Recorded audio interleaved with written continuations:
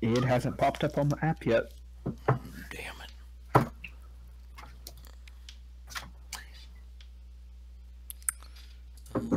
Give it a It always second. takes me a couple minutes for it to show up on my end. It always takes a few minutes for it to show up on my end. Oh, I'm hearing you now. No, maybe like 1 minute, maybe 2. Let's see. Might have to enter this stream key in again. Nope, I think we're live. Awesome. Yeah, we're good. Cool. Alright. So what is up, y'all? Are we Dang just it, I need staring at your face? to... Is that, or are you gonna be playing a game? I could put a game on. No, I just have my face and like the topics and stuff. But no, it's not just full screen my face. That would be kind of weird. So what's up? Here for our April podcast. I know it's really weird to say like April podcast because like we haven't done a podcast. When's the last time we did a podcast? But We did one in like January. You should call it the 2017 podcast. I would like to start doing a podcast every month, like months that we don't have a marathon, especially. Like I think that would be really cool. And you said that the last 5 podcasts. No, the last couple podcasts, I was like, we can do a podcast like every other week or something like that. And that was not gonna happen. So, let me. Oh, shit, I need to get the chat up. My bad, guys. Yeah, this is kind of all thrown together a little bit. But okay. We've known about this for over a week, but you know. Yeah. Good old Rob. The topics we're gonna be talking about. Is your camera okay, by the way? Is my camera okay? What do you mean? Is my camera okay? It's moving. Does Rob still have your name wrong, Joseph? No, it's right, isn't it? Do I have it wrong? What? Is that not the right one? I'll leave it up to mystery. Damn it. I'm gonna double check that in a second. Alright, topics. We have we're gonna be talking about Switch news, Zelda Breath of the Wild finally. We've been wanting to have a Breath of the Wild podcast forever now. But we're gonna talk about Microsoft Scorpio. I think Baltus has a lot to say on that. Mass Effect Andromeda and Persona 5 streaming. So let me get the chat up like I've been trying to do for like 10 minutes now. Oh my god, I hate when Twitch goes like full screen and like cuts the chat off for you so you can't see the chat. I don't know what I'm doing with my life. Rob knows what he's doing. I hope so. Rob knows exactly Not really. what he's doing. Like, we were talking about doing a podcast and then everyone was like, I don't know, it was like I was running the podcast all of a sudden, so I was like, okay, let's do this. Alright, whatever, I'll get the chat up in a second. Let's talk about Switch news, I guess. First, just start off, what have you guys been playing? Yeah, probably all Breath of the Wild, I'm guessing. Have you guys been playing anything else besides BOT dub? Yeah, I've got a ton other of games. Yeah, I have a ton of games, but I played a very few minutes of each of them, basically. Yeah. I bought... I Am Setsuna has a pretty loading screen. I bought Master Blaster, and I played maybe like a couple hours of that. It's really good, but yeah, I haven't played much other than Breath of the Wild. I played a lot of the Binding of Isaac port for the Switch. I think I'm gonna get that the next How page. is that? It's probably my favorite version of Binding of Isaac. Yeah. Cool. I think Rich has been playing Breath of the Wild for like 300 hours. Classic. But I guess we can talk about the warping, the like Switch warping or whatever. I think it's fair to say none of us have had like any problems with that. Mine's warped. Baltus's. Wait, yours is warped? Yeah. Mine is warped.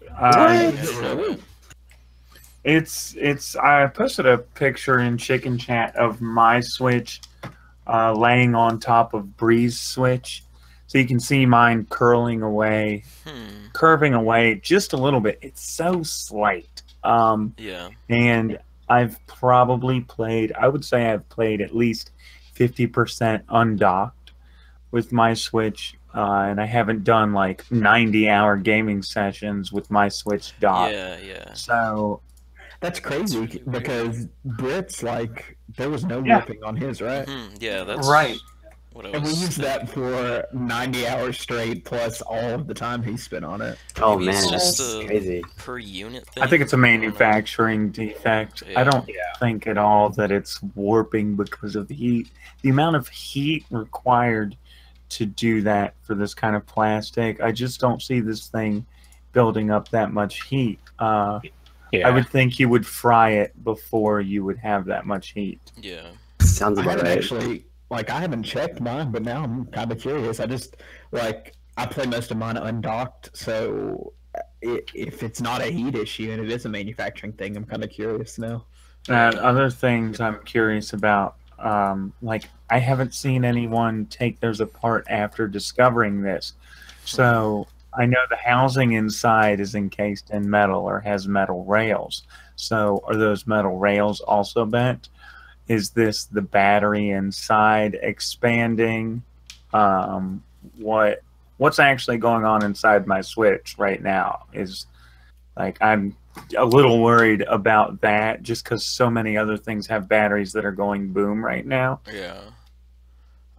Did you guys see that joke picture of with the Galaxy 7? I did see that. Oh my god. Joy-Cons? Yeah. I haven't seen that. What's that about? Someone just posted a picture of a Samsung Galaxy 7 and then put the Joy-Cons on the side, but you can clearly see the Samsung Galaxy charger like right next to it or in front of it. Yeah, I have been having some issues with my left Joy-Con though. I'm thinking about sending it in, just because I don't know. It was a few issues like here and there when I first started playing or whatever. But now it's kind of like every time I pick it up, I have to reconnect the left Joy-Con. So Is it just like the ones that come with the system, or is it the ones also like? Yeah. If you buy I think it's just the ones that come with the system because apparently they found out what the problem was. Is the antenna wasn't like in the right spot or was blocked by something or whatever. So they recalled they didn't recall it, but they fixed the manufacturer problem or whatever. So all the new ones. They've officially like acknowledged that right now. Yeah. Yes, they have. But they haven't done an official recall on it, which is weird. Was it Baltus that sent his in? Well, see, I haven't. They told me. So I haven't sent mine in because they told me I had 6 months to send it in, and I can't. Like they created a shipping label and stuff for me, and I have 6 months to use it. Yeah. So, and I'm busy playing Breath of the Wild now. Yeah. So, Like one of my friends, he had that issue. Like his Joy-Con it wasn't just his antenna. He also had like another problem with it. But he sent it in, and Nintendo paid for overnight shipping both ways. Yeah. So like they're very willing to get it fixed. You just have to actually do it. But yeah, if you jack your screen up, now that on the other hand. How long did it take for him to get it back? It was when there was the snowstorm up north, so it was delayed like a couple of days, but it's still he sent it in on like a Sunday and got it back I think like Friday with the snowstorm. So Damn, that's not bad considering weather factors. Yeah, they're saying it's gonna be it was like a week turnaround, so that sounds about right. That's crazy. Yeah. Cool. Yeah, I don't know. I'm thinking about sending mine in, but I haven't been playing a whole lot of Zelda because I've been playing a lot of Mass Effect lately. But when I get back into Zelda, if it's still like jacking up on me, then I'll probably send it back. Which sucks because luckily I have spare Joy-Con. Yeah, I kind of want to get a Pro controller before I send it back though, just because I want to have something I can play like Mario Kart and Zelda with. So. It seems like Pro controllers have been like more consistently in stock now too than they were. Yeah. Yeah, they are. I got one on the other day. You said I don't remember when I got it, but Oh, you got one the other day? How do you like the Pro Controller? I'm loving it. Yeah. The Wii U Pro Controller is probably one of my favorite controllers, and this one is probably better than that. So.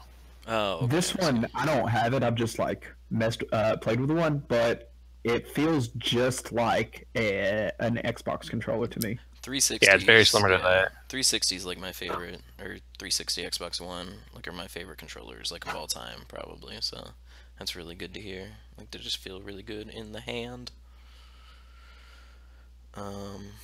I think the Pro Controller is worth it.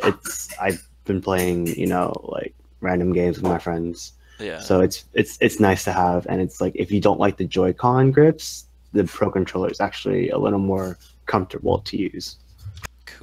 Cool. Yeah. I feel like it'd be really good in a game like Binding of Isaac or something like that. Cause I don't know. I'm sure. Are you playing? Has anybody played Binding of Isaac with the Joy-Cons? Does it feel pretty good? Yeah, that's what I play with. Yeah, I've only played it with my Joy-Con. I don't think I've even used the grip for it. I think I've just used my Joy-Cons. Oh wow, cool. Wait, you've used the Joy-Cons separately? Yeah. So just like one by itself? You only need one of them? No, I mean like I held when I was playing it, I didn't have my grip with me. Oh, I see. So I just like held each Joy-Con in a hand.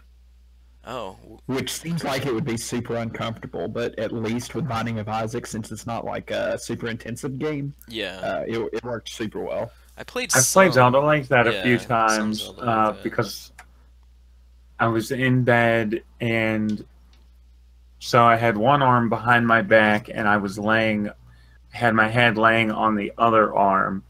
So, and it just it actually felt a lot more comfortable than I expected it to, playing with the Joy-Cons in separate hands. It feels crazy using them like that, just like being able to turn your wrists like in whichever direction you need. I forgot what I was listening to. It might have been like the Giant Bombcast or something, but like I think one of them has like issues with their wrist or whatever, so like playing it like that apparently like helps a lot. They don't have to be like in one position the entire time. Alright, you guys looking forward to anything coming out soon on the Switch? Mario Kart? Yeah. Mario Kart, obviously. Snake Pass just came out. That looks pretty interesting, but I don't know. I'm gonna spend some time and that's on not. it. I was looking at it, and from what I heard, it's not the best port on the Switch. Yeah, I've It heard. looks fun, but like if I'm gonna play a Switch game, I had Zelda and I had Binding of Isaac, so Yeah, makes sense. Lego Worlds or whatever I think is supposed to be coming out on the Switch fairly soon. What? Yeah. Lego Worlds City is? Lego City is already out. Yeah, apparently Last both week, of right? them were supposed to be coming like to the Switch. They said so. I don't know exactly Plus, when. Lego City is Worlds already coming out. Yeah, City's out, but they said Worlds is coming, so I think I might pick that up when it comes because it looks really cool. So it is. Nice. Do they have a date? That's just Lego. That's just like Minecraft with Legos, right? Yeah. I mean, it looks kind of different than Minecraft, just because. I mean, you Because places or Legos. whatever. Yeah, Sure. because of Legos, and because I don't know. It reminds me of like the Lego Movie, where you go into like different planes or whatever. Because it apparently has a pretty good like single player mode. But It's like Minecraft, except the developer made the levels for you. yeah, I guess I don't know. Damn it, about this. We're not even talking about Mass Effect yet, and you're already busting my balls. Yes. All right. I guess let's talk about Zelda now, because that's what everyone here is or probably what you guys have the most to say about.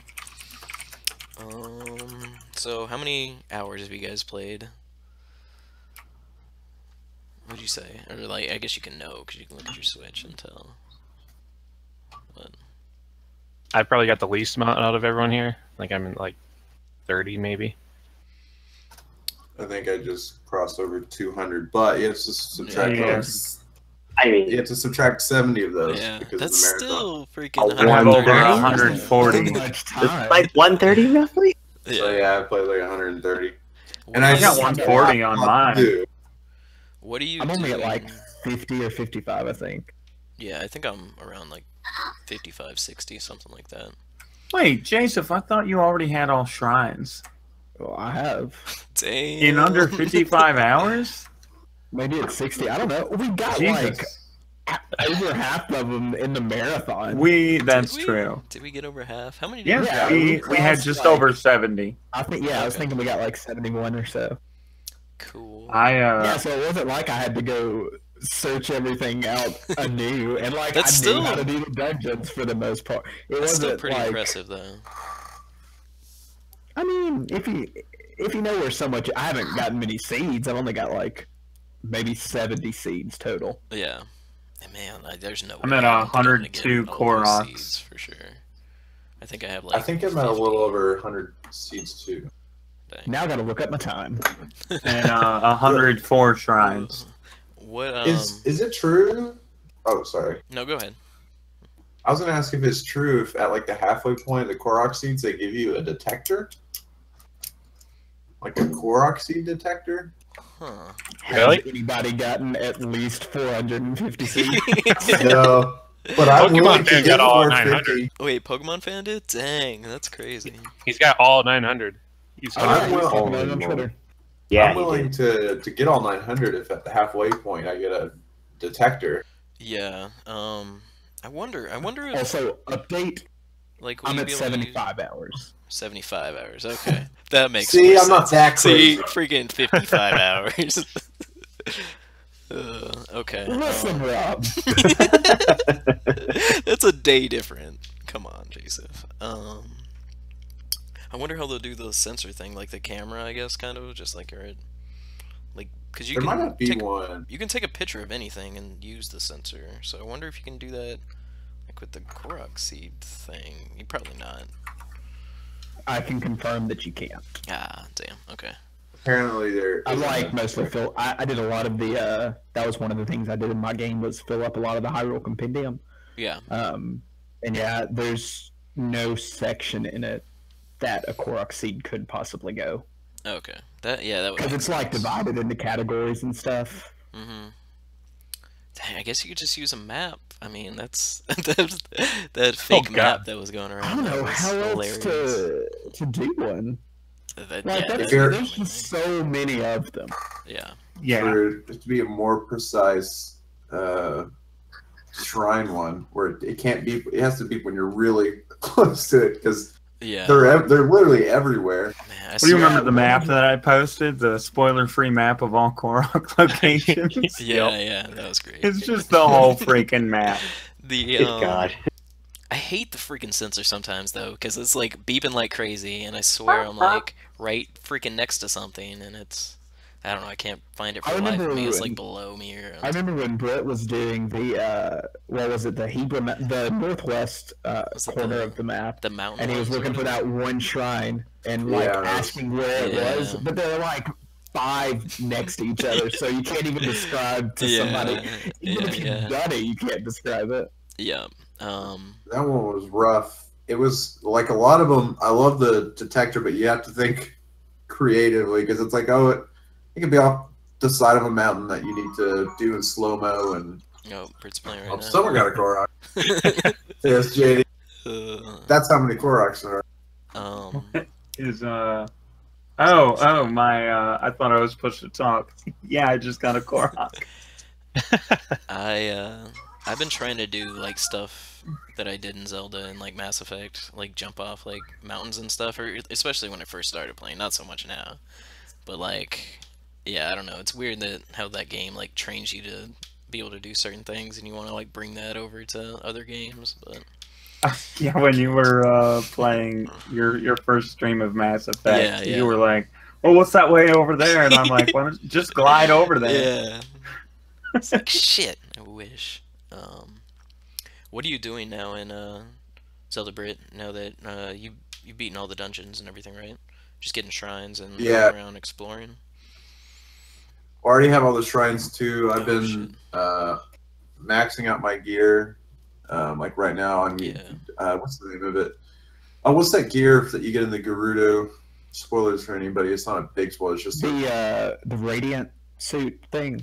yeah, the radiant gear, the one that has like it's like a glowing skeleton Yeah. type deal. If you max that stuff out, it makes your skeleton weapons do over 2 times damage. Yeah, that's what you were saying. That's crazy. The skeleton, like the arms and Yeah, stuff. arms. Yeah, like Yeah. the arms and the. Jeez.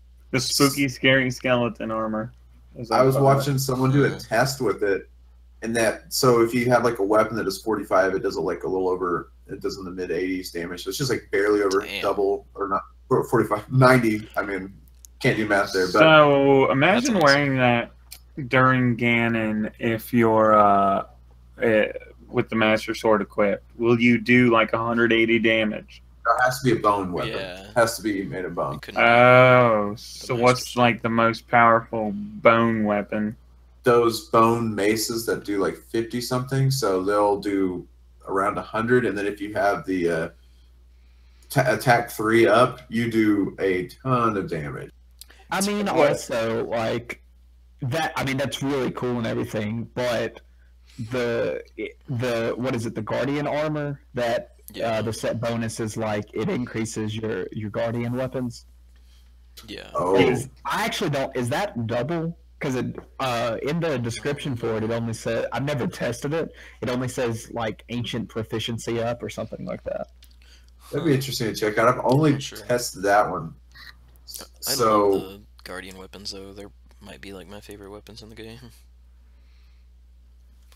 Like weapon type. Same. I wish there were more, but Yeah. did you know that the shrines, all of the test shrines, those they respawn allegedly. Enemies Oh, and shrines yeah. respawn after a blood moon.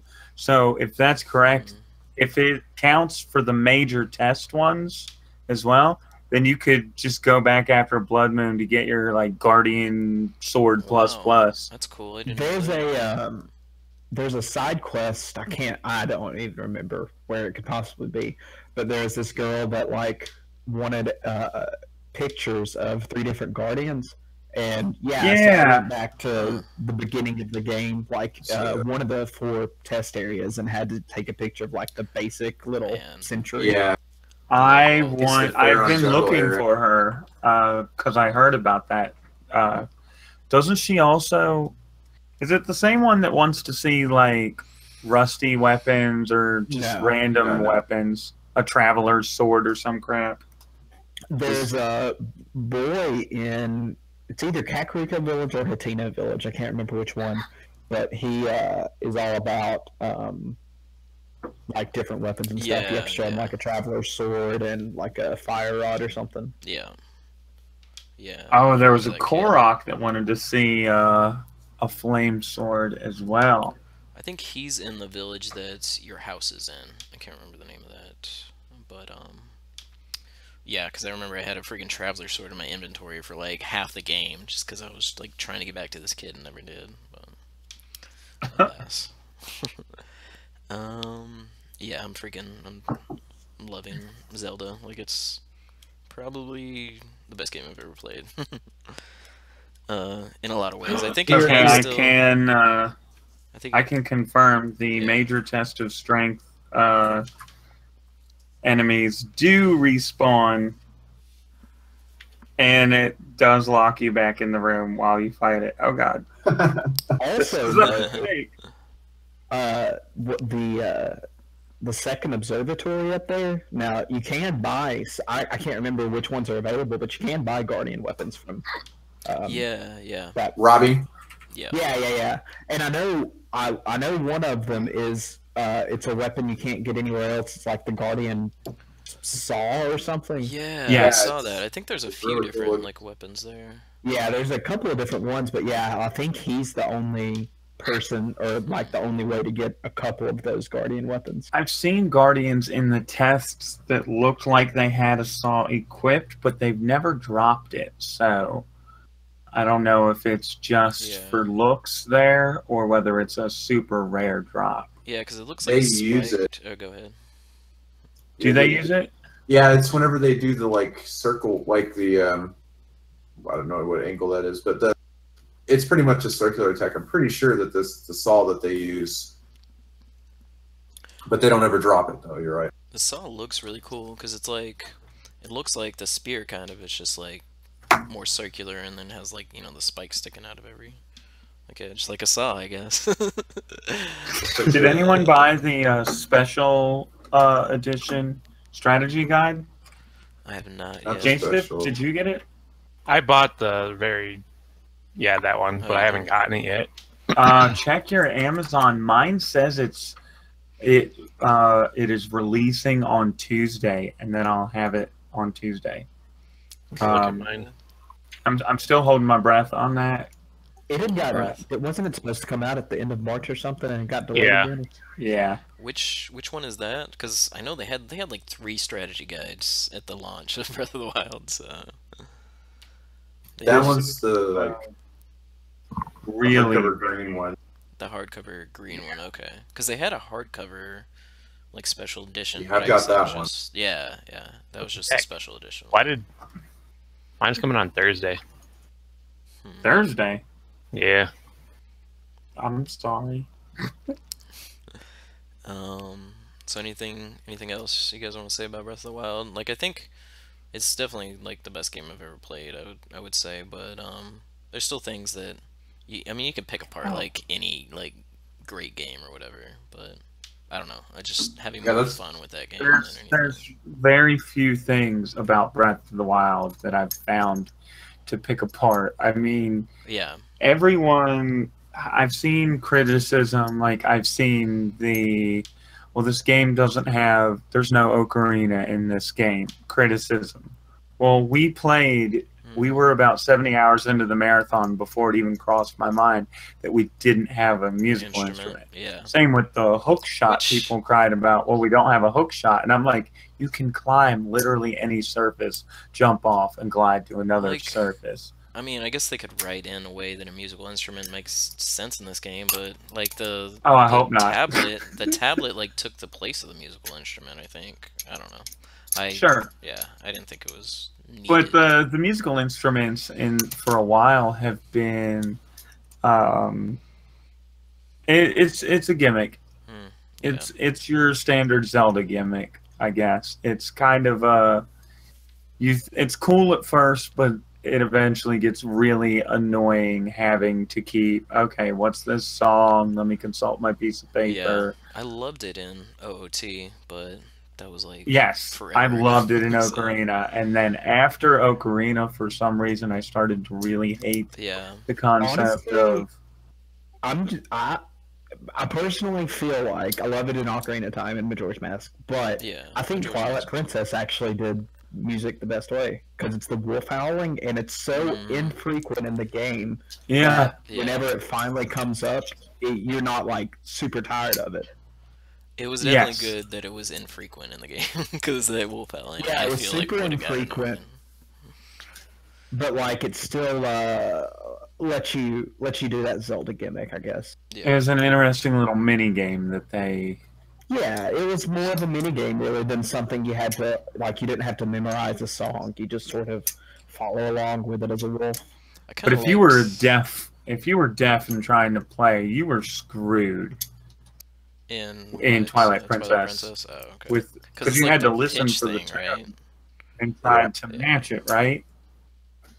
I wonder if there was a visual cue. I can't remember now. Twilight Princess. After playing Breath of the Wild, I've had the urge to go back and replay like every Zelda game. Oh, as soon as I finished Breath of the Wild, I started up A Link to the Past. Like the day it happened. But yeah, I really want to play both Twilight Princess and Skyward Sword really soon. Going back to what the critiques like y'all are saying, like I'm with y'all. This is like probably my favorite game ever. I'm obsessed with it. I love it. But there's tons of things that I like look at and it's like, oh man, I wish they'd do this and I wish they'd do that. So there's a lot of stuff that they could change and maybe not necessarily to be an improvement that could be cool. Like I think the main complaint that I hear from people is we want to see classic dungeons return, which I mean that could be cool. I mean I enjoyed the way dungeons were in this game, but what do y'all think? Like for the DLC, would y'all like? It says there's going to be a new dungeon. Would y'all like it to be a classic dungeon, or would y'all like it to be one of the type dungeons we have in this game. I'd love it to be a classic dungeon, but I just don't know how they fit that in to like this. I They would probably love could. like a Shadow Temple, Spirit Temple, OOT, or like one of the adult dungeons in OOT, like a good balance between puzzles and action. Like give me some real problem solving like we had, and some legitimate action, some real threats in there. Just make the dungeon all Lionels. What Don't about actually do that. some people pointed out that they kind of thought that they thought it would be cool if the final just to save people from spoilers a little bit, the final dungeon in the game where in the Breath of the Wild, what if it's not even a dungeon, but the lead up to it is kind of like what maybe an open world dungeon could be like? I think that would be perfect. Some people were saying that was their favorite dungeon in the game, even though it's not really a dungeon. Really? Yeah. But I don't know. I haven't really explored like it all that much. Maybe there is more to it than. Have you I found would the actually probably say it's my favorite dungeon too. which one? The not lead up to dungeon, the final boss, yeah. There's quite a bit of stuff packed in that bad boy. Yes. Have you guys, Rob? I know Britt and I discussed this when I found it the other day. So, the rest of you, have you guys found the Forgotten Temple yet? Oh yeah, we got to see what yeah. we think it is. What do y'all think it is? Because we both had the same reaction. Rob, That's you guys. I don't think I found that yet. The Forgotten Temple. Maybe I. I feel like I would remember it though if I did. So, do you have your What was Switch? the Forgotten Temple? You're Yeah. looking at it. I can go grab it. I'll go grab it real quick. Jason, have you been in it? We just want your. Yeah, there's that's where you have to go after Right. you get all the shrines. Right. What Wait, what what? would you think it is if it wasn't? I have a to place? go back there. Yeah, like I'm trying to think about it. Just gut reaction. We'll see. Because if it's the same as me and Baltus, then it's confirmed. We can put it in the Hyrule Wikipedia. Forgotten Temple. Okay. Man, And if you're in the chat, same thing. Okay, Rob, if Yeah. you look at your map, on the left side of the map, there's a giant, in between the Hebra area and the Gerudo Tabantha area, there's a canyon that it almost completely separates that top left corner of the map. Okay. I'm The very- so I can't look at it, but you said the top left corner of the map. Yeah, in the top left corner of the map, you see that canyon that's almost separating that whole corner? 1 second. See the mountains? I'll back and throw a piston over the mountain. Man, I gotta. It'll probably take Rob a while to get there. Yeah, I'm And not then gonna like get the there. final- I'm just gonna look at the map. It didn't really strike me as any specific temple on it. Like it Okay. felt like a mix of a bunch of them. Like it had a lot of the like forest temple aesthetic. There we Okay. go. Oh, okay. Was Yeah. that it? Oh shit. Yeah. Okay. Yeah, I'm gonna have to check that out then. I'm gonna play. I mean, after like I get off. aesthetically, it was definitely forest temple-y, but like it also Well- had some elements of like the spirit temple to me. Well, me and I Baltus didn't get both that. thought. Yeah, me and Baltus both were like, "Is this the forest temple?" And I talked to somebody at work. They also said the same thing. It's So I was supposed to like, be well, if the we've all- ruins of the temple or something. Yeah, Maybe.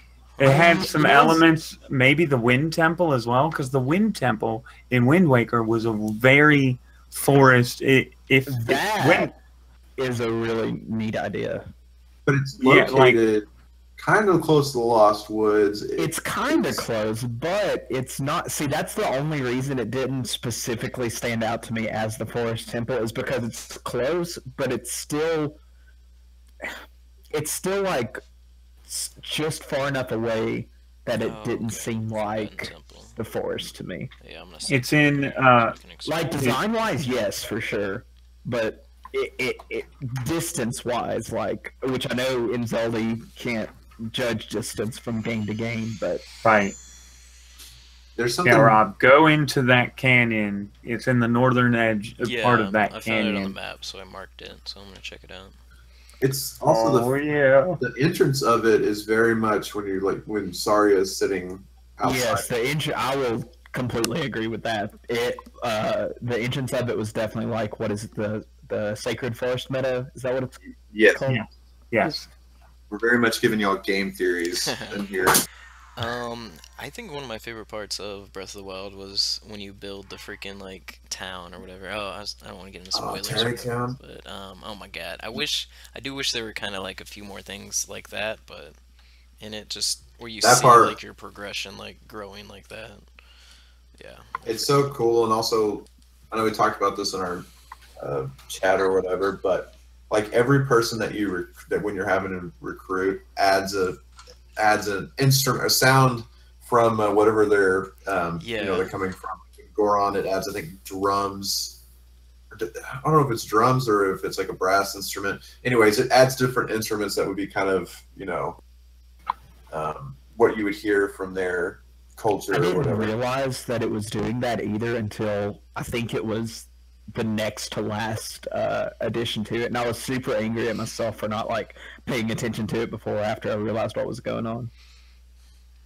yeah, that might be my favorite music in the game too. Just I don't know, just there's so much to do in that like little city. It feels like it's so cool. There's I watched now that I haven't. I'm still trying to just discover stuff naturally. At the same time, I've played so many hours of it. And I was like, I want to figure out some Easter egg stuff and some theories around stuff. There's so many things involving the music in the game. Like apparently, if you go on top of Mount Lunario, you can hear the Clocktown theme, the first like 6 notes of it and stuff. Of course, there's the Death Mountain theme and stuff. There's so much like that in this game. And that guy. Did who's, you like, see the post singing that about? song to you or whatever? Yeah, there's a lot of stuff about songs in the game, especially. Did you see the post about the like Mifa and Mifa Road, the music. I don't know. the music and the names? Yeah, it's anybody that's taken music class like in elementary where they teach you it's mi, fa, ro, so, do, re, mi. I don't know, but yeah, that's how the names are made. Like we know Brent has never was seen kind The of Sound of Music. So yeah, That's I mean, alive. I'm Do re mi Plumpkin. fa If sol la ti Plumpkin's in do. here, she's gonna kill me. What was that? Jagger got it. Do re mi fa sol la ti do. Yes. Oh, There we there's go. Jagger. Yes, he popped in. Yeah, I made it to the Forgotten Temple or whatever. I know Britt did. Has everybody watched the making of series that Nintendo put out? Oh, thank Not you all for of it yet. reminding me that it exists. They added It's really also, if anybody watched it when it first came out, they added I think they called it the bonus session, but it's just sort of like a round table of some of the developers like talking about their favorite things about the game and stuff. Nice. But when Britt mentioned music earlier, one of my favorite parts of that making of like documentary was they talked about music specifically, and they pointed out how they wanted a drastic difference between like daytime music and the nighttime. So they described how like as the day goes on, like in the daytime when it's bright outside, the music is faster and more upbeat, but then as it gets night, like it slows, the tempo slows down, and then different parts of the accompaniment die out. So it's just like at midnight, basically, it's just like a very simple, basic shadow of the song, and then it repeats itself. It's cool. It's so many like little subtle touches like that. I don't know, that really like help make the game what it is. Yeah, this is definitely What's everybody's favorite part of the game? favorite God, part of the I just game, think that man. the open air That's- aspect of it, I think, Yeah, that's. which is kind of a given. I guess that's probably I might say the the shrines. physics, everything incorporated. The shrines. That might too. be my favorite part, just because there's so many like little mini dungeons basically in Zelda. Like it reminds me of like Portal kind of or something. Just like the. I think my problems. favorite part is that there's so many ways to do any one thing in watching videos of people's experimentation. Yep. It is just Shit. ridiculous. Oh, Like, shit. have you guys seen videos? So somebody yesterday finally, or I guess the first videos came out yesterday, someone maxed out the paragliding challenge counter, maxes out at 10,000 feet or 10,000 meters or whatever. But it was interesting what happened to them. So just weird crap people have found out. If you take one of those mine carts from Goron area and you put a metal crate in the cart and you stand on the crate, when you can magnesis the cart under the crate and pull it up, and you can fly. It turns into an airship. And That's so awesome. he starts the mini game and uses this method to airship himself to the top left corner of the map, and then he pulls out his paraglider, and that's when the game officially starts. He paraglides all the way to Eventide Island. The hilarious thing is he hadn't been to Eventide yet, so the moment he touches the ground on Eventide, he loses all his stuff. After that cutscene played, the guy from the paragliding challenge brings him back onto the mainland, but he still didn't have his stuff Oh shit. That's crazy. because the island took his stuff. Yeah. Damn, that sucks. He has to go all the way back to the island without any of his things. Yeah, and then other things like momentum, like the physics engine is so great because have you seen these videos where people are launching themselves with trees? I don't think so, but I mean that makes So sense. you chop down a tree and then you stasis the tree as it's falling. You hit it a bunch of times and then you jump on it. And the moment the tree launches, you pull out your parasail, and you are just parasailing super fast. Yeah. That's awesome. I saw someone launch themselves from near the castle all the way to right near the entrance to the Korok Forest. So they pretty much skipped the Lost Woods completely. That is pretty awesome. That's crazy. Yeah. But yeah, there's just so I love the different ways to do things. I love the game design so much too, because I mean they basically like show you what you need to do, and it's just like up to you how you do it. Like they give you hints, and like you're gonna see a burning torch, you're gonna be like, okay, I can use that torch for this, or I can do it this way. Like I don't know, they're just like masters of game design. So good. Apple was bringing up like mixing the styles that they do dungeon. I think it would have been maybe in the future one if they treated like the dungeons, not necessarily the whole point of or the whole aspect of these dungeons are moving and things like that, but the way that these dungeons are, work where you're moving parts of it and they're kind of smaller. If they did how Majora's Mask and not Majora's Mask, but Ocarina of Time, they've got the kid dungeons and then you move on to the bigger ones. So maybe they could do the first couple dungeons like the ones here, and then have some classic style ones. I enjoyed. I'm not saying that the dungeons were bad. I really enjoyed them, but satisfied both types of people. The only thing I wish is that, or sorry, Joseph, if they were more like aesthetically pleasing, I guess. Like if they just looked, I don't know if they made like the fire dungeon like look like a fire dungeon kind of, or like the wind ones. I guess they did like wind puzzles, but if they like changed the way the inside of them looked or something like that, I don't know. I think that's what I was actually gonna say. Like the only two, I guess, big things that I didn't. I loved the puzzle aspects of the dungeons, how it kept combat outside and everything. But the things that really struck me that I think they could improve. Not saying they were bad, because I definitely liked them, but that they could improve later on is the aesthetic, just making them stand out more, because all four dungeons sort of look the same for the most part. That, and I like that they had the gimmick with the moving parts and everything, but I feel like it could have worked better had the gimmicks been different, I guess, in each dungeon. Yeah. drastically different. Like the moving parts were really cool, and I think like the camel dungeon did it the best. But Yeah, I agree.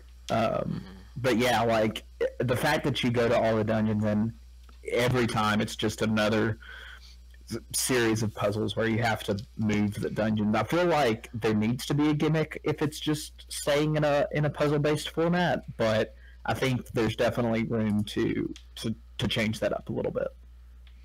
Yeah, I really liked how they did the water and the elephant one too, but I feel like yeah, they could have done maybe like something a little more with that too, but still, yeah. I mean, it's hard to like pick this. You can't really pick like this game apart just because it does so many things well. But then again, there are things It's like that preferences, yeah.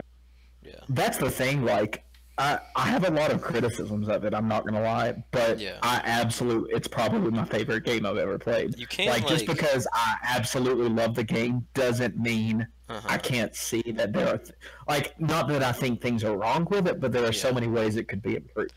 It's hard to I guess. quantify like how much fun you have with something, so that's like Yeah. hard to like put a number on, you know, like a review number, like something that you could like improve. I don't know. Like I just had so much fun playing Breath of the Wild.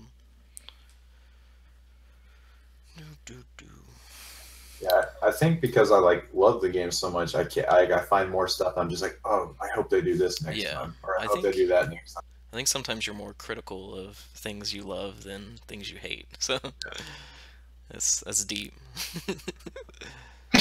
um, all right. Any final notes? We could have this entire podcast on Breath of the Wild, but We probably could. yeah.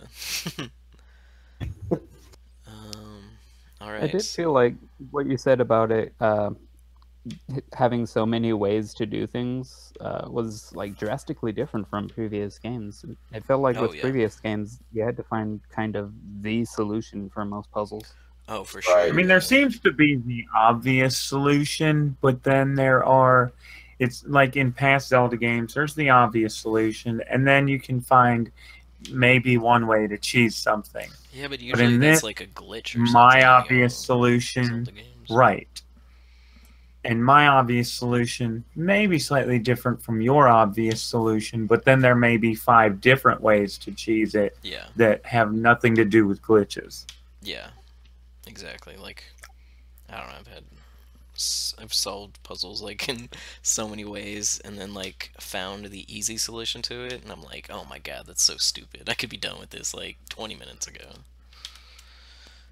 I know I keep talking about it, but that making of documentary, there was a part in it where they like also specifically talked about how they wanted so many ways to do things. Like in one example they used, it was they found a Bokoblin camp, and they were showing like all the different ways Link could attack that camp, like from different Yeah. angles and using different weapons and using the environment in different ways. Yeah. Like apparently you can like on those what are those big like one-eyed cyclops like monsters or whatever?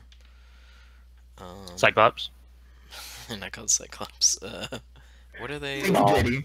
The high knock? The high knock, yeah. Yeah, the high You knock. can like sneak up on them and like drop all your metal weapons or whatever. Like if it's raining, then just like a giant lightning bolt will come and like destroy them in one hit. So just stuff like that. That's so cool. I hadn't thought about until I saw it in that video, but like those exploding barrels, is that what? Yeah, the exploding barrels that you can find around. Like you can stasis those, and then I found that. like That's crazy. put a bunch of momentum on it, and it'll just fire like a bomb. Yeah, that's pretty awesome. I was really happy when I discovered that. Like on accident, I think I stasis it and hit it. And I was like, wait, this didn't just blow up. Of course, you accidentally stasis something. This is Rob we're talking about here. Stasis Yeah, is he'll the stasis best. anything. Stasis is the best part of that game. I'm just saying. Oh man. But yeah, I was gonna say something else about it, but I can't remember. It's just yeah, there's so much to say, so much to do in that game.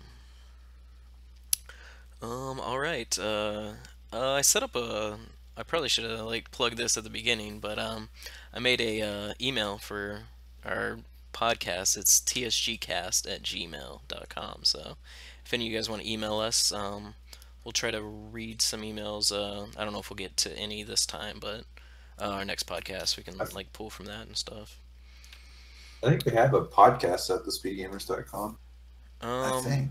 I think they weren't. I was looking JD for wasn't things, sure but I he couldn't find one. any of the access. Oh, okay.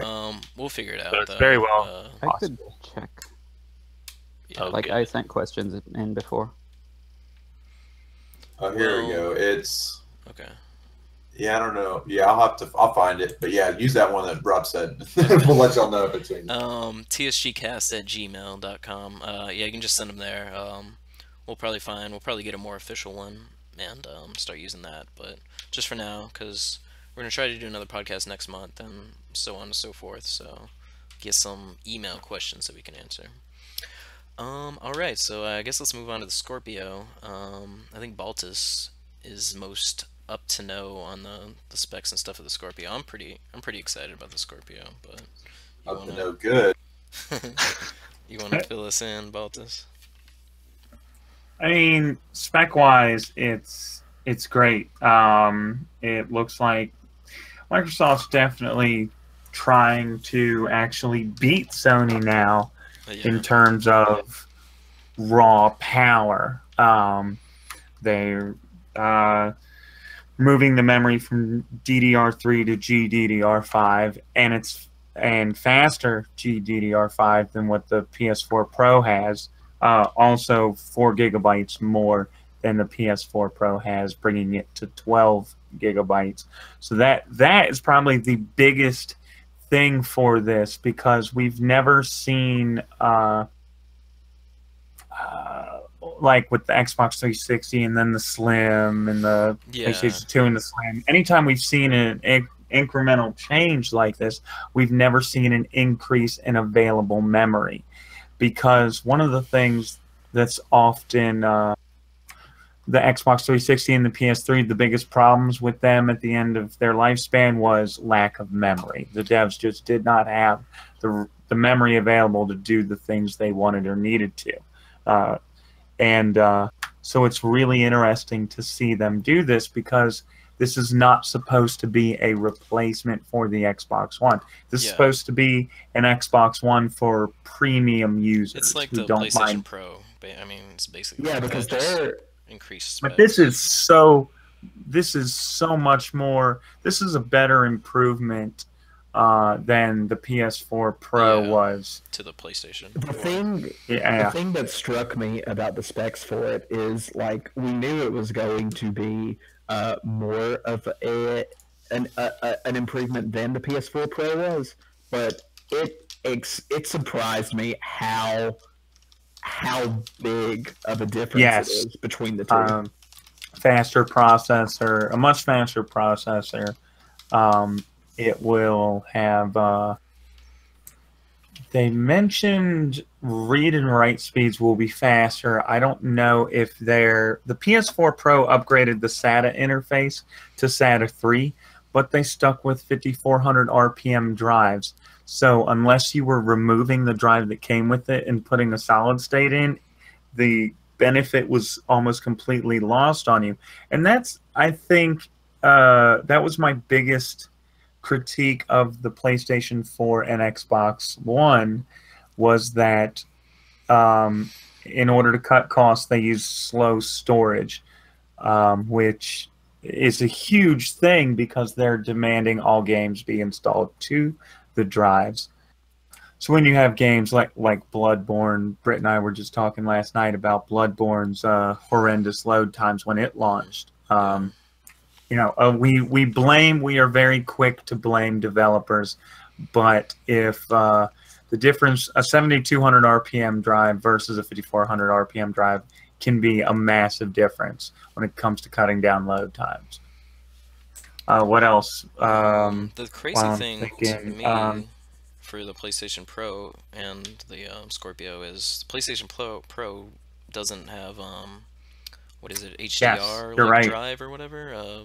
What is that? No, not HDR. it has drive, HDR. You're thinking of the 4K Blu-ray, Ultra HD Blu-ray, which is insane to me because Sony, like, Blu-ray is Sony, so I don't understand. Here's- why they Correct. put a drive Well, in. here's the really insane thing. Sony announces the PlayStation 4 Slim, which does have a drive that's capable of reading 4K Blu-rays. But then the PlayStation 4 Pro does not. So now you have to make a choice between So the Slim Yeah. does have a 4K Blu-ray player. the PlayStation 4 That's crazy Slim to me. does have a 4K Blu-ray player. I did It not makes realize no it's Because beyond I knew the Pro didn't, so that's a weird decision. it's Yeah. a very, very weird decision. Like, I don't understand. so, and here's the thing that pissed me off about it all was Sony and Microsoft both, when they announced the Xbox One, when they announced the PS4, they announced that they would be having that they would have support for 4K Blu-rays. They didn't say. They didn't say later on we'll re-release the console and you can buy the Blu-rays. They just said it will support 4K Blu-rays. So a lot of people, myself included, when I bought the PlayStation 4, I thought that it would read 4K Blu-rays when they finally hit the market. Nope, Yeah, that that's sucks. not the case. I know a lot of stuff is like digital nowadays too, so a lot of people probably don't care as much about this, but I don't know. I like having a collection of like some of my favorite movies or whatever. So that might be what like pushes me to get a Scorpio once I do get like a 4K TV and all that stuff. Like I just want to have something I can play like my collection of movies on. The It downside of looked Scorpio, amazing. though, is it's expected. The number I'm seeing the most is $600, Yeah, and I feel it's gonna be comfortable. Yeah, But I I'm okay with I waiting guess. for a price drop, but yeah, I would say probably wait. But There will be one within the year. I mean, probably. what's like, because I haven't looked, what's the average cost of like a 4K Blu-ray player I these think days? they're pretty expensive. That's what, yeah. So if you, Does it cost 4K? like, thinking about it, if you can I'm looking on justify- Best Buy right now. if you can justify essentially getting a 4K Blu-ray player plus the upgrade that the Scorpio is, right? I mean, if it's something that you were playing, you want the Scorpio, you also you're the type of person that wants a 4K Blu-ray player. Like, if you can justify tying that cost in, it seems like it would even out. $200 is the cheapest 4K Blu-ray player that I can Yeah, find on that's what Best I'm Buy's saying, too. website. And I mean that's And a just PlayStation a Blu-ray player 4. too. Like I would rather Oh, the save Xbox and One put that S. into an Xbox Scorpio or whatever. Apparently, the Xbox One S also plays 4K Blu-rays. The Scorpio will as well. Yeah, I'm really curious to see what the price point is going to be on that. I hope it's around like 500. I think if they go higher than that, then it's going to be. It's not going to have a good launch. Like $600. Well, it's not supposed to. They're not worried Yeah, about that's that. true. They specifically said this is for. The high end. They're gearing this toward So, I really feel it'll end up being 6, especially especially if they swap the hard drives out, like I'm hoping they do. I think 600 will be their comfortable spot. Blau says. I don't think it's unreasonable for what's in there. Blau says they need to pump out more first-party titles, which that would be awesome if they did. But I That mean, was the other thing I wanted to say. That's why the Scorpio, Microsoft is confusing me right now because they announced a really nice piece of hardware, but in my opinion, I know lots of people with Xboxes, but they own mostly multi-platform games. And I'm looking Yeah. at my Sony collection, and it is just this great collection of first-party PlayStation exclusives. yeah. And that's really Sony is still outselling Microsoft 2-1 right now. Competition drives innovation, so I want to see Microsoft do well. They do. I do think that the like Sony does have better first party exclusives right now. and so many more of them. Like I just mentioned in the chat, multi-platform games feel so much better on the Xbox I One, hate and to they hear seem that to too. run so much better than That they do on the sucks. PS4. I hate that because if in a vacuum, like if the Xbox One were to have the same games as like the PlayStation 4, like I would own a Xbox One. It's just like they don't have the first party titles that I want to play, so it sucks. Sony's got like a big one up on them when it comes to Yeah. exclusives. Yeah, like I will completely agree that Sony, at least right now, they've got if you want exclusive games, like that's the system to go with, and it's such a shame because of how much better everything runs See, on the I just Xbox. I haven't been able to justify buying one just because of that. Like most of the games that I'm playing on my PlayStation are like a few third party, but a lot of them are like first party games. I haven't. I know you mentioned somewhere recently, Joseph, that you think the Xbox One interface is so much better than the PS4. I don't disagree. I just hate them both. It has been. I can agree with that. No, The Xbox, it's better than the Xbox 360 right now. There's just, listen, I'm paying so much for your service. I don't want all these freaking ads. Yep. All Yeah, over the like, place. That makes sense. I think that the Xbox One has the advantage on the interface, but that may only be because I absolutely hate the PS4 one. I mean, think just Same the with PS4 I've one. just gotten PS3 used to too. it.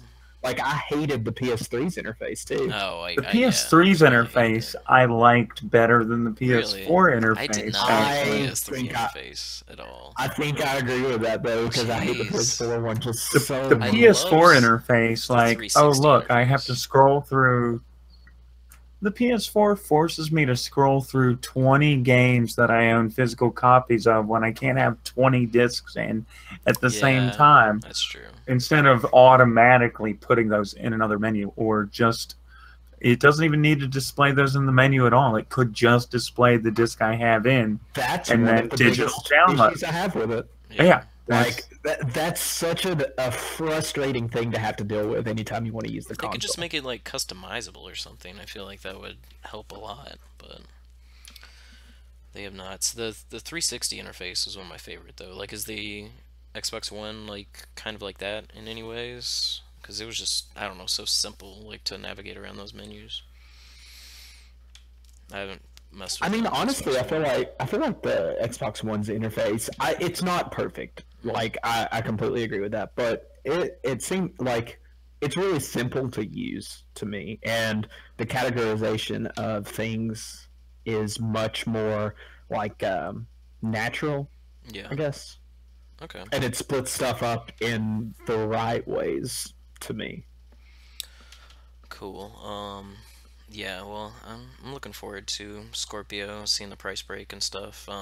The next big investment I'm gonna get probably is a 4K I think TV, you'll end up so, getting an Xbox One S instead, honestly. That's my opinion. I mean, I think the price of Scorpio versus the price well, of an I don't Xbox plan One on S. just running out and getting it like as soon as it comes out or anything. So, like, I'll probably wait for a price break, but I can't justify spending that much money on an S when I can just roll that into a Scorpio or something. I don't know. I would say right now there's the one must-have game, two must-have games maybe on Xbox, Master Chief Collection and the Rare Replay Collection. That is really all that I would say is a must-have. I heard good things about the latest Gears and Halo Wars. Like, looks pretty good, but I don't know. I haven't played. I really loved the first 3 Gears games though, and this one seems kind of like that. So, don't know.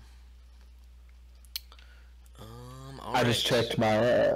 I just checked the games I have on the Xbox One, and I can confirm that I have 0 first-party titles. Jeez. Wait, do you not even own Halo then? Come I on, do you not. gotta have Halo. Oh, come on.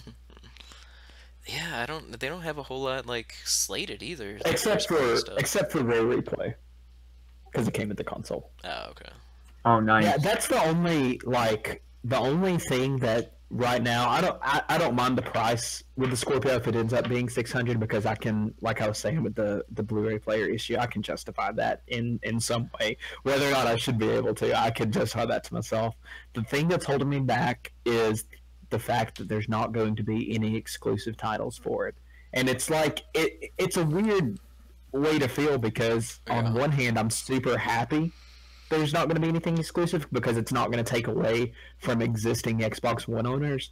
But the fact that the specs are so much like of an improvement, it's almost a shame. Well, not did they to take say advantage of that there's not going to be? I know they said there's not going to be any exclusive first-party games. Did they say there's not going to be like any exclusive games to the Scorpio at all?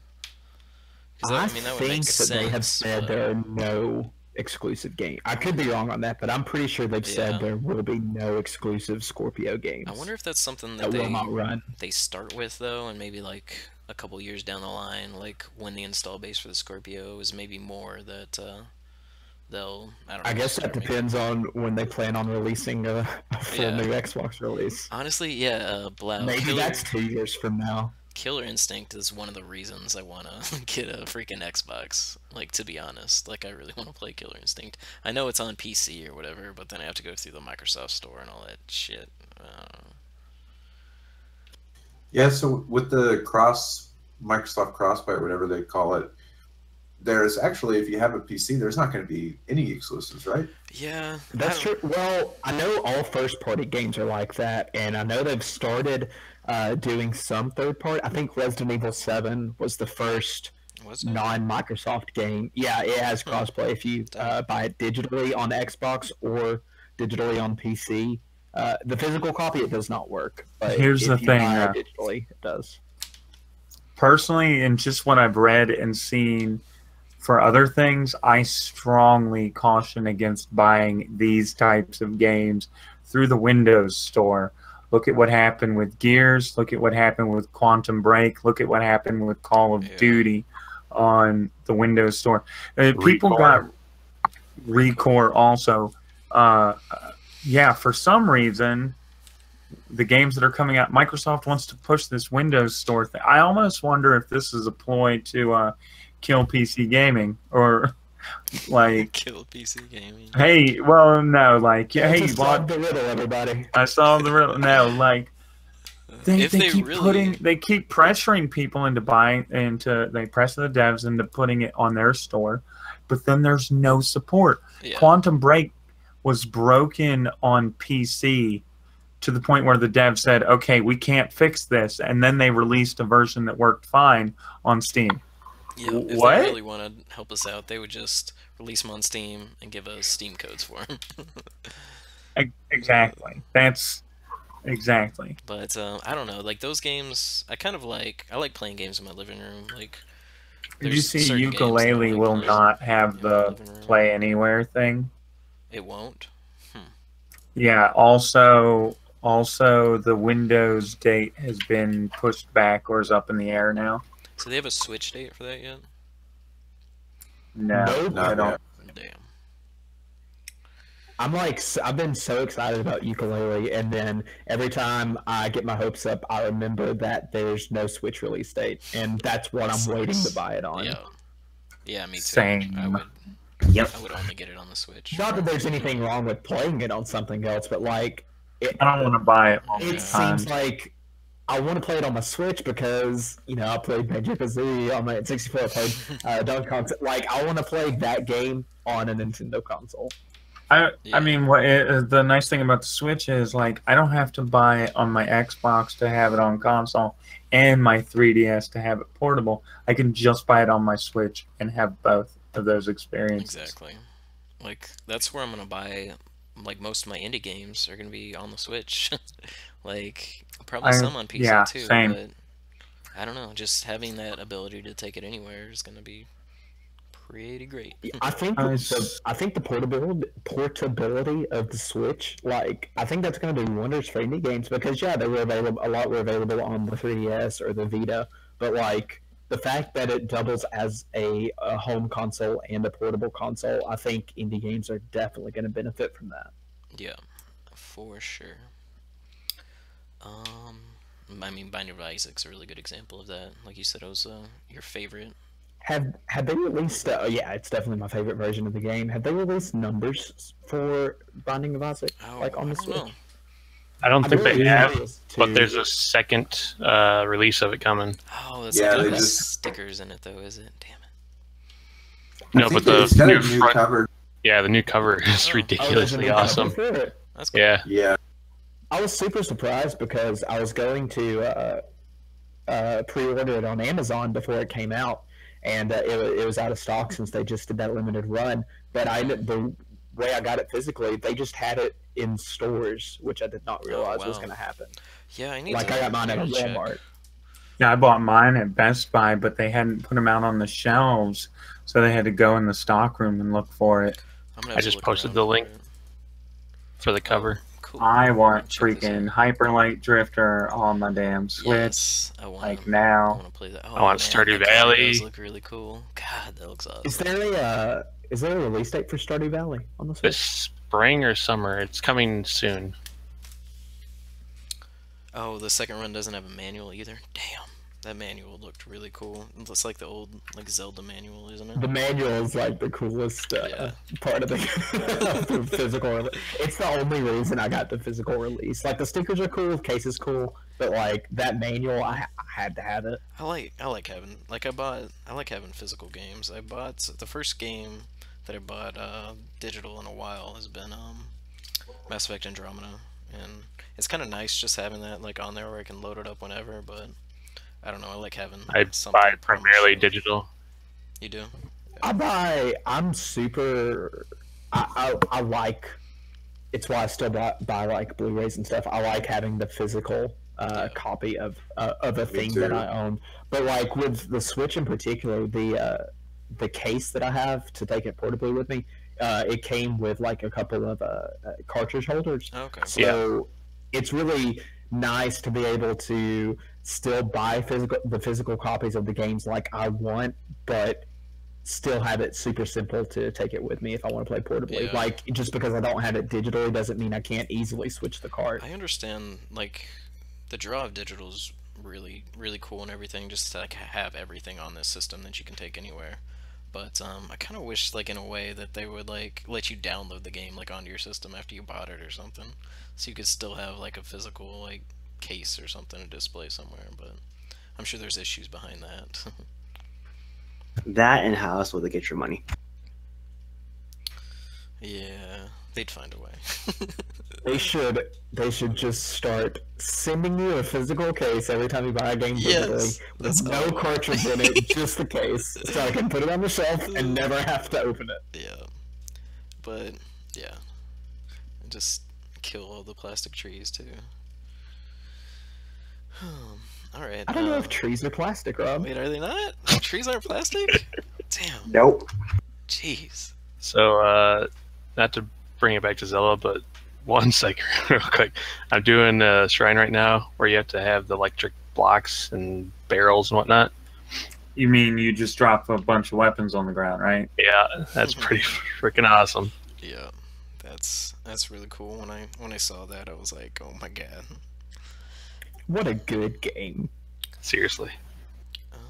All right. Let's move on to Mass Effect, because I think we have a few things to say about that.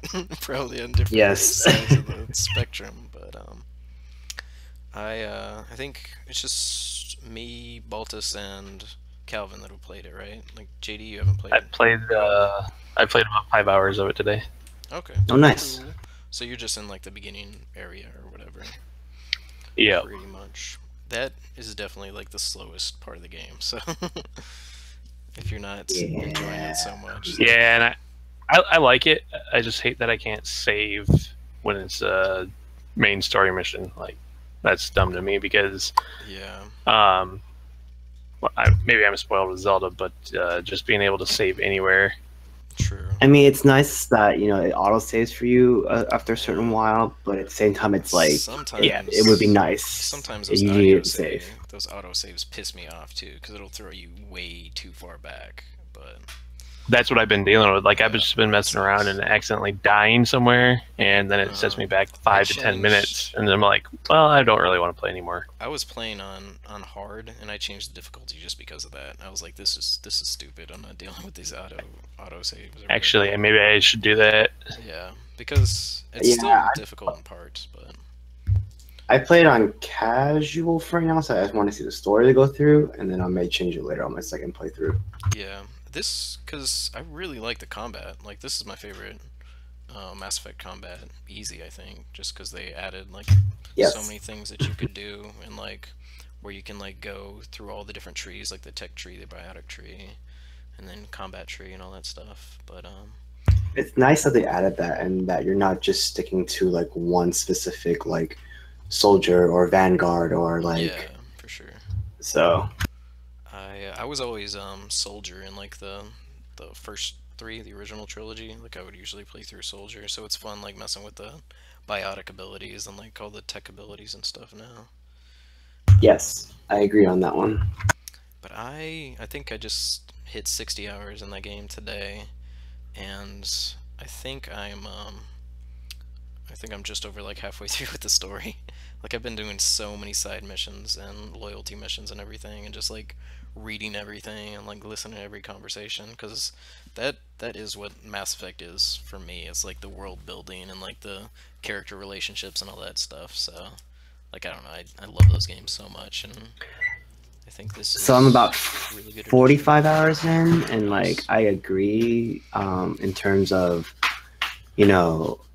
getting to play all the side missions, while playing the main story and whatnot, like trying to find a good balance between it. And yeah. I think the one thing I like about this one is like it's kind of an open style world, just because you're in different maps, but like you have the ability to choose what you want to do first and whatnot. Yeah, like there's almost too much to do in that game, but it seems like everything, like, you get satisfaction from doing it. Like, you see like the outcome of like what you're doing, kind of, even if it's just like the Nexus rewards and all that stuff, or like the loyalty missions. I don't know, I just get like, it's fun to play that game. You feel like you're accomplishing something. So yeah, I agree. And yeah, oh, Baltus, you wanna chime in here? You're being awfully quiet.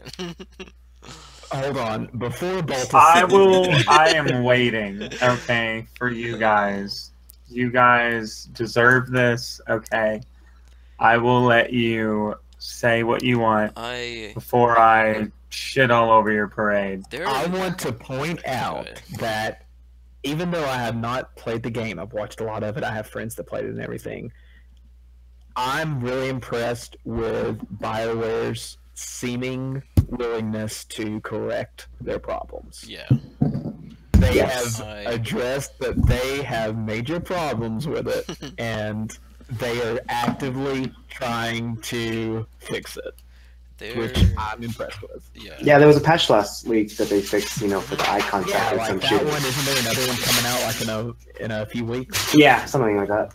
I turned off automatic updates, so I will never play with the patches. That patch. You might want to, just because. No. Just because it fixes a lot of things. It fixes. No, I don't want. I don't know. So you don't want to. You'd rather play. This is very biased opinion. Yes. So you'd rather play. Me? Yeah. Me? Bias? No.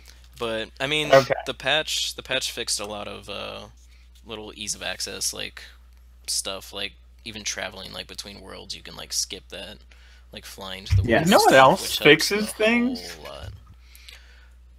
Play testing after 5 years of development. That's a good way to fix things.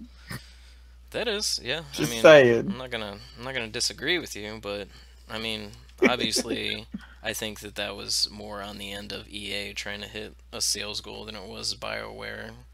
But I mean, there's a whole lot of stuff that goes into that. Oh, I absolutely think you're correct. I'm not trying to like say it's okay for unfinished game to be released. But I mean, there are definitely stuff that goes into it that a lot of people don't think about before they just like jump on and start complaining about a game. I don't know. Because that game definitely does have technical issues. Like, I'm not gonna sit here and say that game doesn't have some junk around the edges, but it hasn't bothered me all that much because most of the time I'm kind of just like laughing at it, which I don't know, might say more about me than it That's does about the exactly why game, I'm but not gonna patch, because like I'm actually having fun with how I'm having fun with things. It's not the kind of fun that I wanted to have with a Mass Effect game, but it's in Mass Effect. Mass Effect is now something different for me because of this game and the choices they made. So, I like, go ahead. well, yeah. Let me give my. I mean, it's. I mean, so what is for you guys? What's the most important part of a Mass Effect game? Why do you play Mass Effect?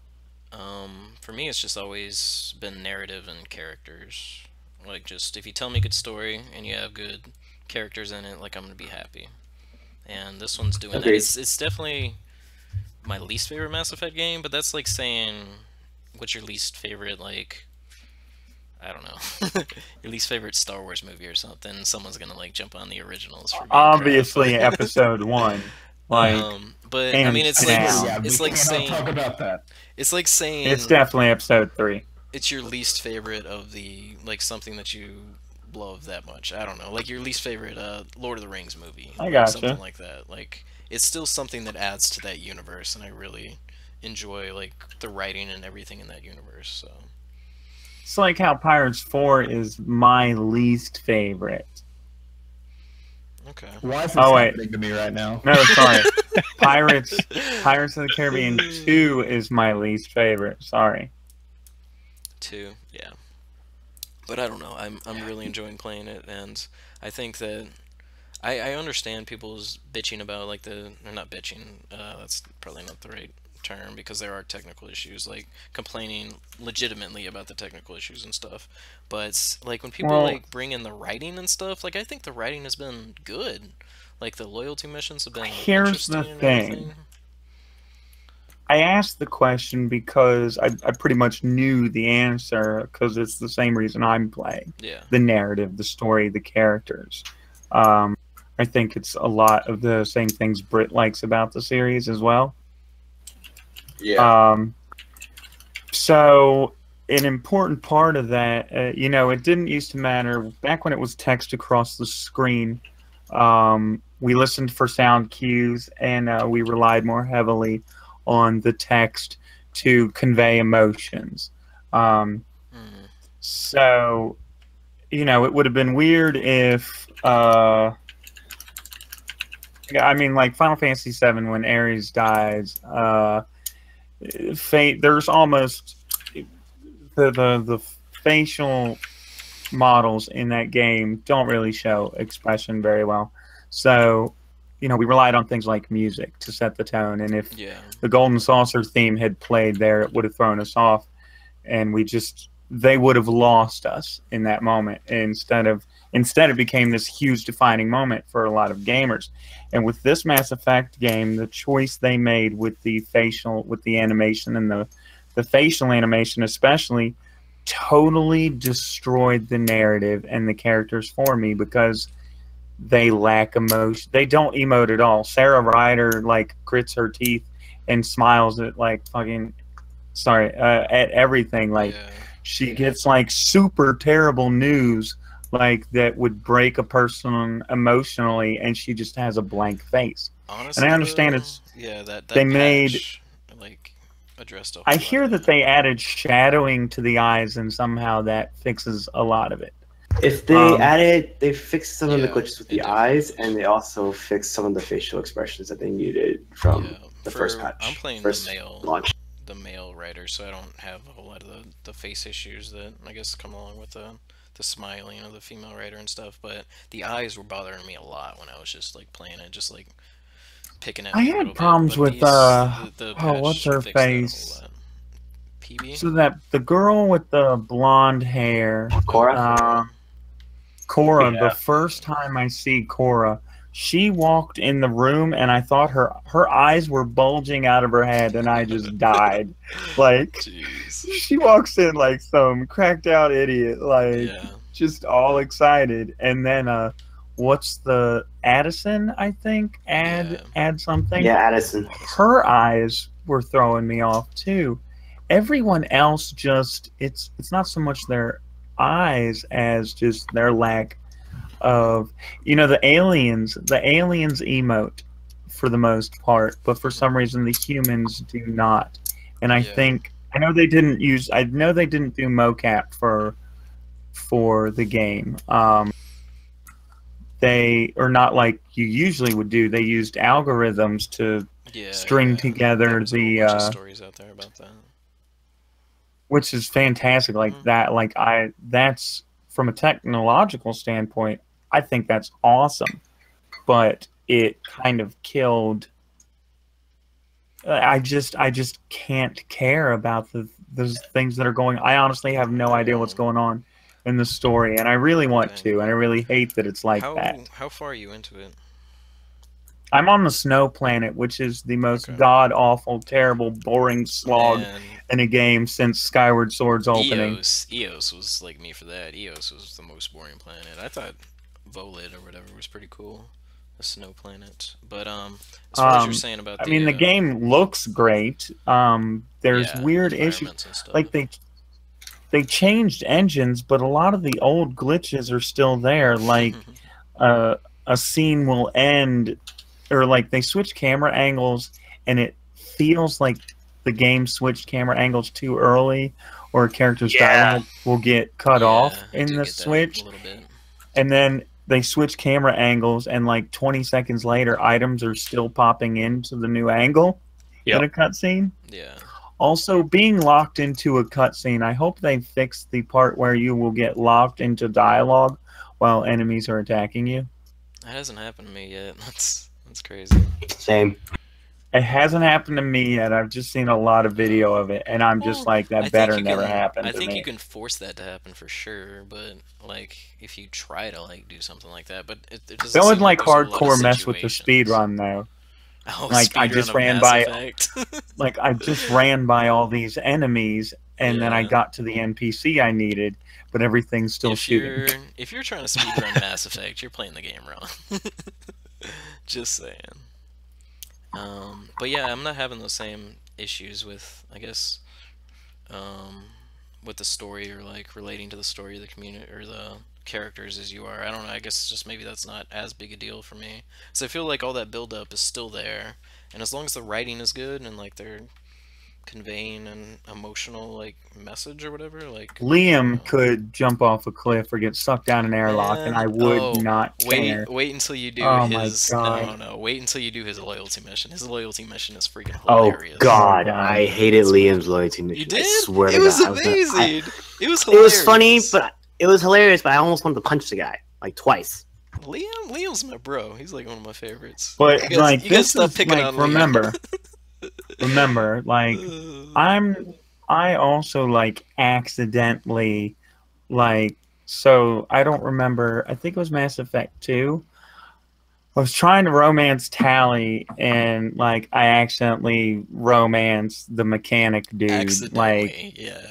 I was just trying to be nice to the guy, and next thing I know, I'm sucking him up. Like, I don't understand. I was just trying to be a nice guy. If Baltus had And a everyone's rule like- for every time. Everyone's like, you can't accidentally do that. And I'm like, no, I had no idea that these choices would lead me to Yeah. not be able to bone Tally. Like, Baltus, I what know in you the too world? well to know that. At that least is- with this Mass you're Effect embellishing series, a in little terms of the romancing, I guess you do have options to flirt with them first, and then Yeah. you can decide on it yeah, later. yeah. yeah, I know. I legitimately had no idea I was flirting with the guy. I just thought I was being At friendly. least in this one, there's a giant heart next to like who you're gonna flirt with, so you Yes. can't like pull that. in Agreed. this. Thank you.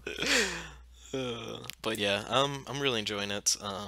I still haven't beaten it. I'm probably Oh, gonna play Zero some more Flame tonight. brought something up in the chat. The gun scene, like PB pulls out a Oh, it is gun like backwards. and she's holding Yeah. it backwards. You guys were telling me Like, about that. how did they do It that? might have Come happened in on. mine, but I don't remember. The I combat don't use was really PB cool. as much, so I don't see that as a problem. Yeah, my main No, it crew. was in a cutscene, like with your first major exposure to PB. Which One of the that was cutscenes. a really bad introduction. She's like, for PB. yes. Yes. It was so weird. It was just like, and you're part of my crew now? Okay. Yeah. I like a lot of the voice acting that I've heard, Mhm. though. What's his face from Silicon Valley, who voices the lead Solarian, is pretty great. The Doctor, what's her face from Lord of the Rings, and not Lord of the Rings, Game of Thrones. Oh, nice. Oh, wait. Is Uh, that the Doctor or is that PB? I thought she voiced PB. what? Ew, gross. No. Like the main Doctor, one of the first voices you hear in the game. Honestly, when you wake up, I think Yeah. it's the first woman that Okay. talks to you. She is. Yeah, she's. What's her face name? from Space Jam? From Space Jam. She looks like she looks like Babs Bunny. She's got Babs Bunny's face. Okay. Yeah.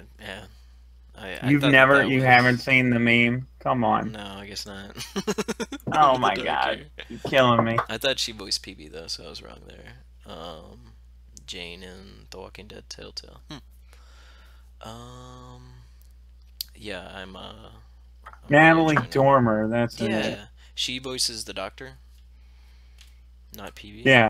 Okay. Cool.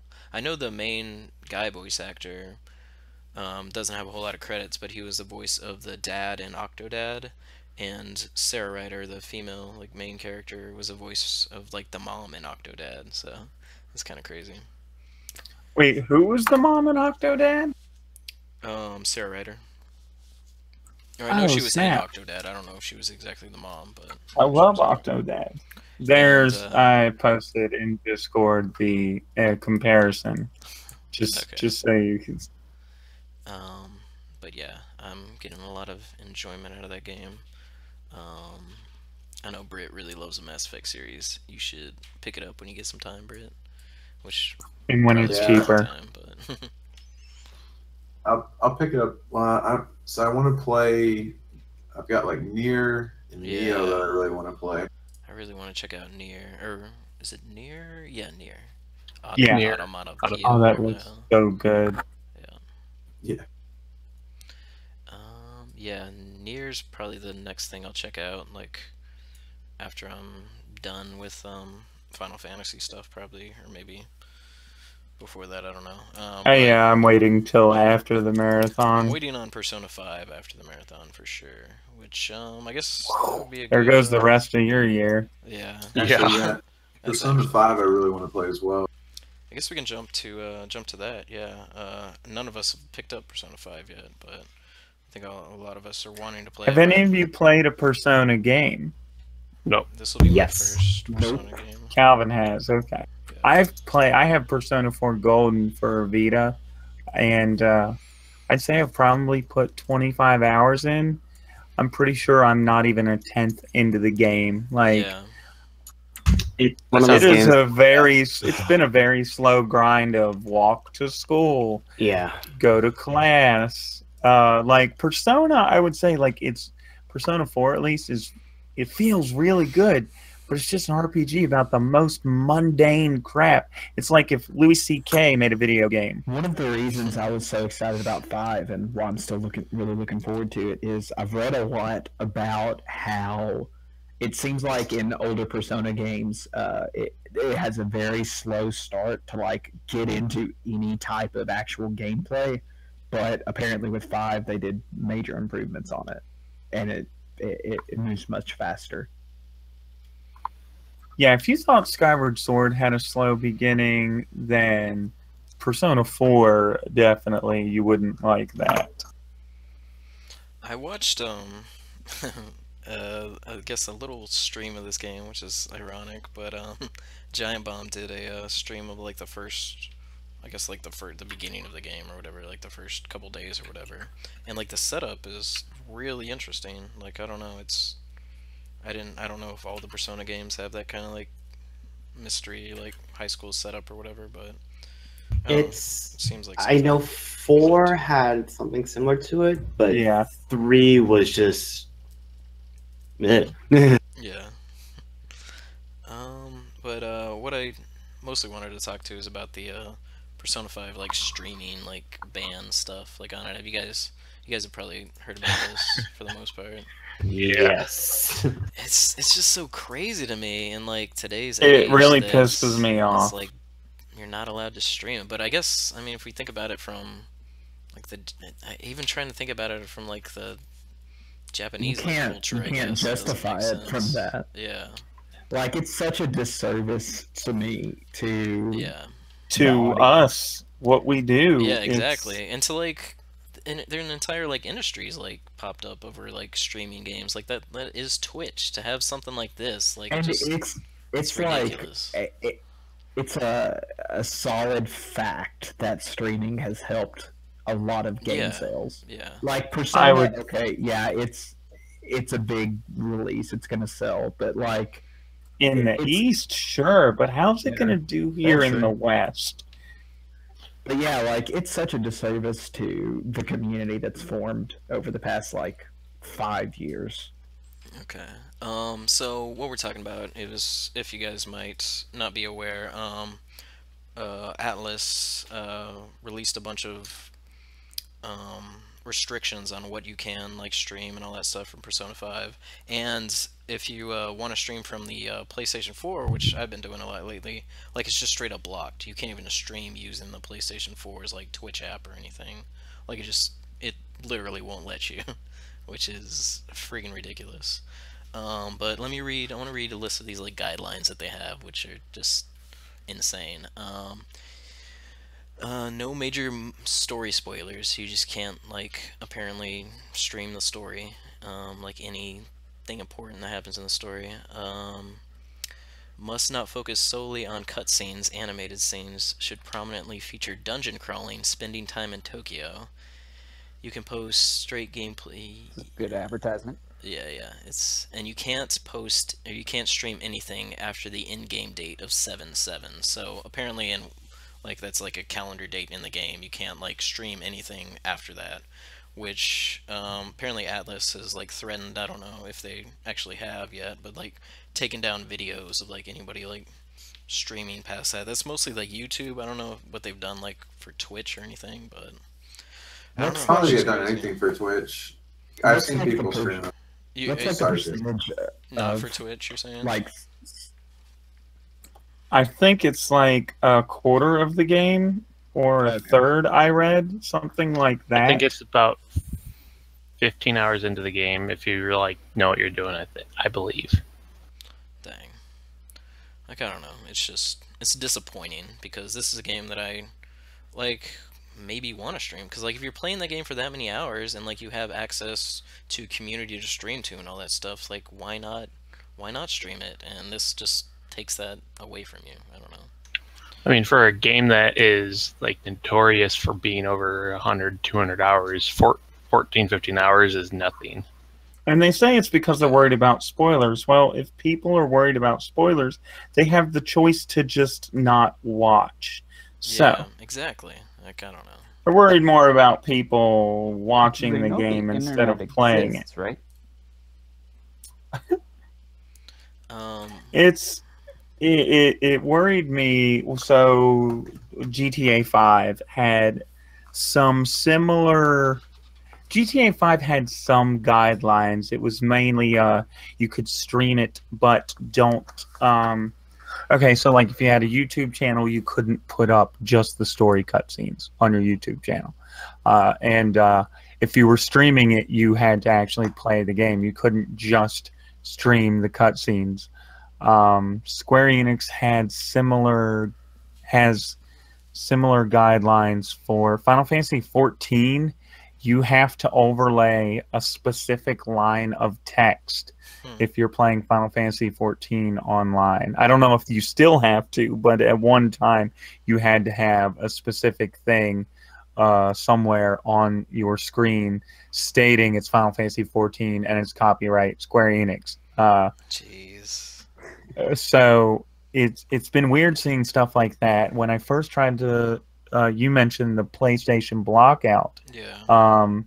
That's the first time I got the PlayStation camera, sat down, thought, okay, I'll test this out, and then I saw that something was blocked out, and I was like, oh, well, I'll never stream with this again. Yeah, that sucks. And that it worried me that devs had. It worried me about that. So Persona is just completely blocked out. Yeah, that's what I've been reading and everything. I haven't, like, I don't know. I mean, I don't have the game. I could understand, and it's easy for them to work with. Like if it was about monetization, I could understand that. Like just don't monetize those videos or whatever. Yeah. But it doesn't seem to have anything to do with that. Yeah, I don't get it. And I don't think they're actually enforcing any of it. Just saying, like you go on right now. There's a guy right now, top viewer 3,831. He's super far into the game, by the way. I mean, I would do it anyway. Like I hear that, and I'm like, I want to buy Persona 5 just so I can ignore what they're saying. The threat out there, even if they're just gonna like ignore it. Like it doesn't. I don't know. It doesn't make any sense. Like it's probably just, and this is just my take on it. It's probably just because people just got the game in stateside. They probably don't want to hear anything about it, and it's more of, hey, let's play. Let's have no spoilers until like say month 2 or month 3, then they can do whatever they want. I think with like GTA 5, it was a week. That was it. Like they were like, hey, don't only spoil or don't only stream this for a week, but everybody was like, well, we're just going to play the game naturally, and Rockstar's like, oh, okay. Here's something that they said that's on the Atlas website. This being a Japanese title with a single playthrough story means our masters in Japan are very wary about it. Sharing is currently blocked through the native PS4 UI. However, if you do plan on streaming, video guidelines above apply, except in linked. If you decide to stream past 7.7, and this is in all caps, I highly recommend not doing this. You have been warned. You do so at your own risk of being issued a contact ID claim or worse, a channel strike / account suspension. So, I mean, like threats out there. Atlas. It seems like Atlas, at least in America, is they recognize that this is bad, but they just can't do anything about it. Yeah, I guess because they're being told this from like their parent company or whatever. And below that it says, that being said, Persona 5 is a super special case for us.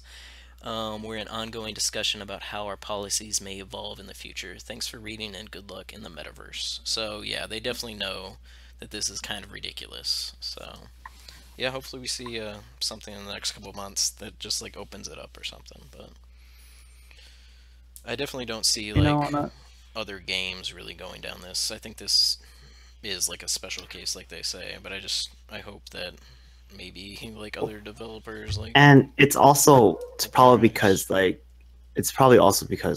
Japan already had it out and they just released an anime of it too. A special anime for it, so that's probably another thing about it right now, but I don't see it lasting that long. Cool. Like it's a reason, but not a good one. Yep.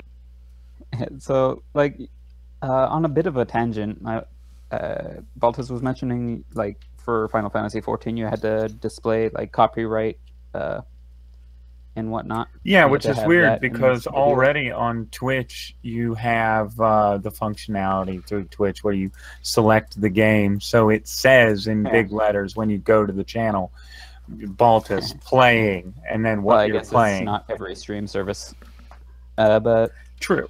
That kind of struck me as interesting because, like, I guess they see streamers more as like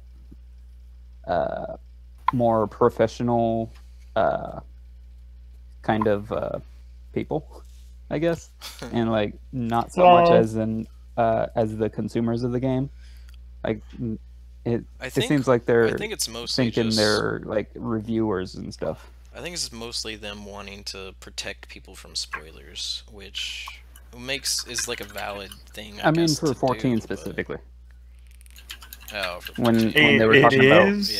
applying a specific copyright line, copyright message. Like it seems like it's the kind of thing you would have done like since the beginning of video gaming. You would want to put since the beginning of copyright, I guess. But it's changed so much with Twitch. Yeah, like it's still a new kind of form of media, which is crazy. Just seeing all these like different things pop up around it, which I'm sure we'll see more in the future it's kind of a as this social media. evolves. But yeah, I mean, it like blends the line between like consumer and what am I trying to say? Like consumer and like critic in a way. Like I don't know. Yeah. Like you're There's probably a word for brand it. ambassador. I Yeah. couldn't figure it out. I was thinking for minutes. You're like a with brand several ambassador instances of, this thing, of the word if you like. stream it, but I don't know. Cool. All right. We did get an email, guys, so I guess we can end it on an email. It's from our very own Apple, who calls us nerds. Y'all are nerds. And asked if we have a specific favorite shrine in Breath of the Wild. So, what do you guys think? I also want to discuss something afterwards, if you don't mind. Maybe I- Eventide Island. I think I agree with Britt on that one. I think just it's did that Eventide. last night. Eventide Island's one of my favorite, but I don't know. There's I one... did it twice because I tried to cheese it, and then it took all my weapons when it gave all my weapons back. So There's like it was the best combination of like puzzle with combat, which I really enjoyed being able to do. I really liked the Hiox. What are they called? The brothers or whatever, like the Cyclops brothers. That one was. Are Really the cool. Hinox? Hinox brothers. That's by what the they're way, called, the three Hinox, I have not found them. Oh, Really? that part's really cool. Yeah, we farmed them, for crying out loud, in the in the marathon, and I have not stumbled across them yet. Huh.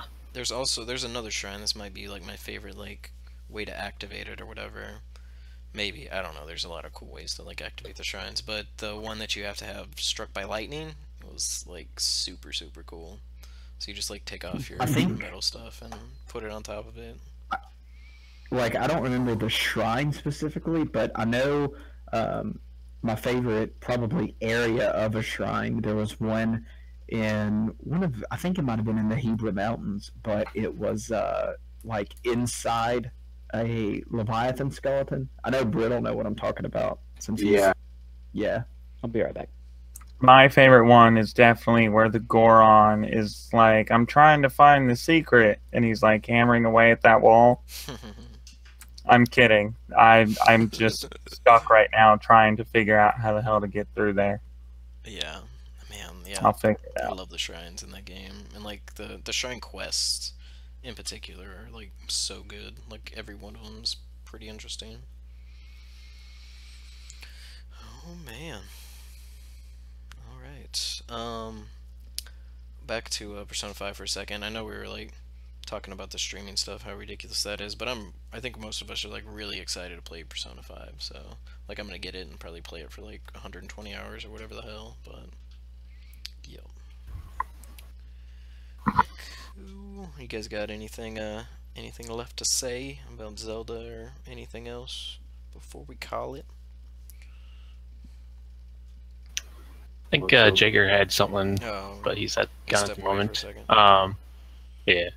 On my Switch, I've been playing. Like I said, I bought a bunch of games on it already, but I played Has Been Heroes at PAX South, and I haven't played a whole ton of it since I bought it still, but it is a very interesting game. It's fun. It's a lot of fun, and I was just gonna say I was super interested in Has Been Heroes, but like I just haven't had the time to try it out yet. Yeah. But everything I've seen about it like looks really fun.